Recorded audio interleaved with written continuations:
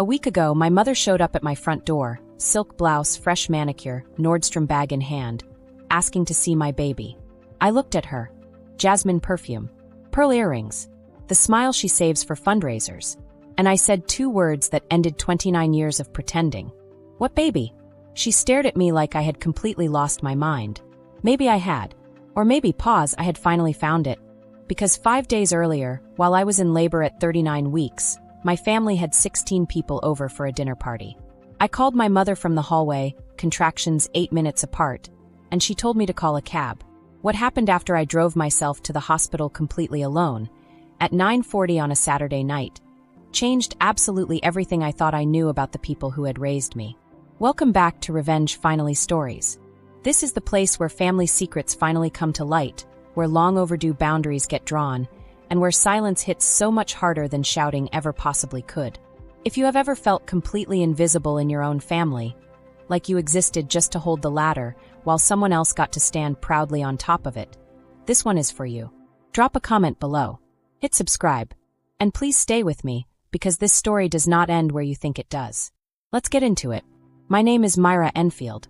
I am 32 years old, structural engineer, Hartford, Connecticut.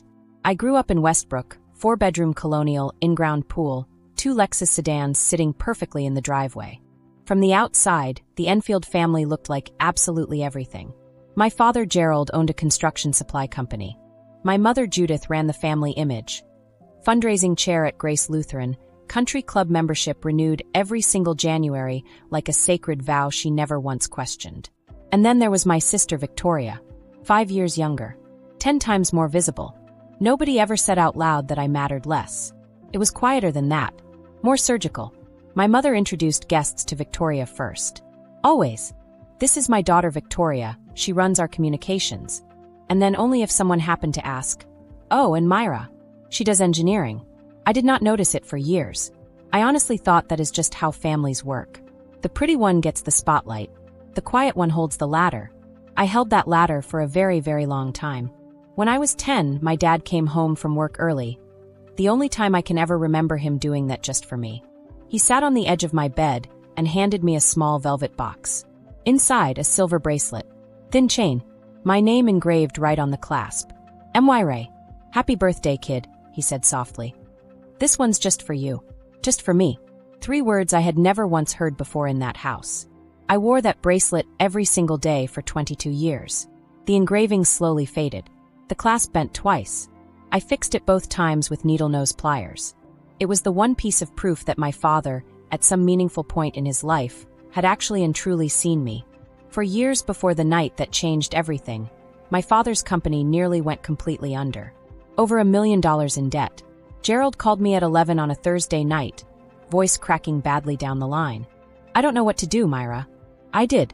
I had a connection at Harrove Development Group, one of the biggest commercial builders in all of New England. I made one call, set up the meeting, walked Gerald through the entire pitch myself, step by step, word by word. Harrove signed a $3.4 million contract with Enfield & Associates. The company survived. Here is what happened next. At the signing dinner, Judith turned the whole evening into a full showcase. Victoria worked the room in a cocktail dress. When Gerald raised his glass for the toast, he looked slowly and proudly around the table and said, "To my daughter who made this all possible." Every single eye in that room went straight to Victoria. I sat quietly at the far end of the table. Nobody corrected the record. I told myself family does not keep score. I believed that for 4 long, quiet years. Fast forward. I am 32, 39 weeks pregnant, due in just 4 days. My father calls on a Tuesday, which he never does. Big investor dinner that Saturday. $5 million deal. Derek, my sister's fiancé, had arranged the whole thing from scratch. "Your mother was wondering if you could come help manage the seating." 39 weeks pregnant. He was asking me to sort place cards. I showed up anyway, because that is what I always did. The house looked like a magazine shoot, pressed linen napkins, a catering van out back, a charcuterie board the size of a coffee table. 16 place settings carefully laid out. Mine was not one of them. "We ran out of the ivory cards," Judith said without looking up from the counter. "Sit near the kitchen. You will be more comfortable there." Near the kitchen, where the servers worked. A contraction tightened hard across my lower back at 9:15. 6 seconds. I breathed carefully through it. Checked my phone. Nathan had already texted. Just say the word. I typed back. I'm fine. I was not fine. The third contraction hit 9 minutes after the second. Regular. Stronger. I knew exactly what this was. I walked to the living room and touched my mother's elbow gently. Mom, I think I am in labor. Contractions are 9 minutes apart. I need someone to drive me to the hospital right now. She looked at me, then back at the living room full of guests, then slowly back at me again. Myra, not now. We are in the middle of something very important. I went to my father. He looked at Judith. Judith gave the smallest, most deliberate shake of her head, a signal I had been reading and obeying my entire life without even fully realizing it. Honey, can it wait just an hour? Derek appeared in the doorway, tie loosened, drink in hand. She can take a cab, can't she? We are literally about to close. And then pause. My mother said the words I will hear for the rest of my life. She did not look up from the napkin she was carefully refolding in her hands. Call a cab, Myra. We're busy. 16 people in that room. Not one single person looked at me. I picked up my keys, walked to the front door. The only sound in that entire house was my shoes moving slowly and deliberately across the marble floor. Nobody followed. Nobody called my name. I pulled the door shut quietly behind me. The latch clicked. 9:40 p.m. October. Dark driveway. Cold car seat. I fumbled with the key fob twice. My hands were shaking badly. Another contraction. I braced hard against the steering wheel and held my breath all the way through it. I called Nathan. He answered before the very first ring even finished. I'm driving myself to the hospital. No, Myra, I am leaving right now. I cannot wait. 18 minutes to St. Mary's. I will be there before you. I drove. 4 red lights. 3 contractions. 0 calls from anyone carrying the last name Enfield. A nurse met me at the entrance. Red hair, mid-40s, name tag that said Colleen. Who dropped you off? I drove. She looked at me, 39 weeks, sweating, shaking, completely and utterly alone, and she did not ask another single question. She took my arm firmly and walked me straight inside without saying another word. In labor and delivery, room 4, I watched her right at the very top of my chart. Patient arrived alone. Self-transported. No emergency contact present at admission. That is when the group chat notification appeared on my phone. Victoria had accidentally re-added me the week before and completely forgotten to remove me afterward. I opened it. Victoria, 9:42 p.m. OMG, Myra just made a scene about going to the hospital. Judith, 9:44. I told her to call a cab. She is always so dramatic. Gerald, 9:47. She left. It's handled. She left. It is handled.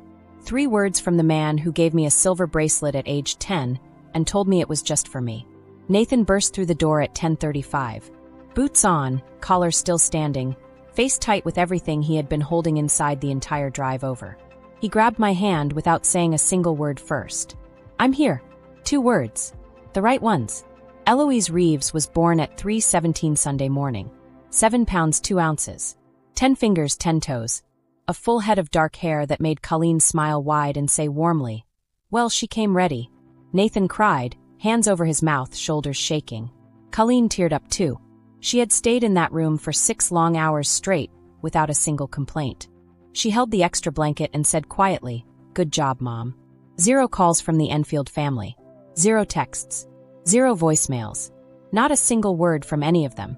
Victoria posted an Instagram story from the dinner that very same night. Gold filter. Chandelier. Champagne flute raised confidently high toward the ceiling. Caption. Best night ever. Best night ever. While I delivered her niece 18 minutes away. 5 days later, my mother showed up at my front door. Jasmine perfume. Nordstrom bag. Freshly blown out hair. Lipstick is perfectly precise as always. Surprise! I came to see the baby. I stood in the doorway. I did not step aside. Why didn't you call? She asked. I did call. Saturday night, 9:15. You told me to call a cab. Her smile flickered. That micro-adjustment I had seen 1,000 times before. The recalculation. The pivot. The brand new angle already forming right behind her carefully composed eyes. Oh, that, Myra, we were right in the middle of the Patterson dinner. I stopped her completely cold. What baby? She blinked hard. What do you mean, what baby? You did not have a granddaughter Saturday night. Or Sunday. Or Monday. Or Tuesday. Or Wednesday. So, what baby exactly are you standing here at my door to see? Myra, you are being ridiculous. I am being clear. I closed the door. Not hard. Not soft. Just closed it. The latch clicked. My mother tried hard to rewrite the story. Called every relative she could possibly reach. Said I was struggling with postpartum depression. Said I was cruelly keeping a loving grandmother from her own grandchild. I answered every single call with the exact same sentence. Ask her what happened at 9:15 on a Saturday night. That was it. 5 words and a timestamp. I did not elaborate. I did not accuse. I handed people one single fact and let them sit with it completely on their own. Her network collapsed, one quiet conversation at a time. And at my daughter's christening, with 62 witnesses filling that church, Nurse Colleen stood up and calmly said what the chart had already proven for everyone in that room. She came in alone. 39 weeks. She drove herself. No one called. No one came. I wrote it in the chart. There was absolutely nothing left for Judith to perform. My dad closed the bracelet box I had returned to him, the one I had worn faithfully for 22 years, and walked straight out the door without another single word. She left. It's handled. He said those words about me once. In the end, he told them about himself. I used to think family meant staying, through the silence, through the humiliation, through every single Saturday night when nobody ever came. Now I know the truth. Family means showing up. And some people just do not.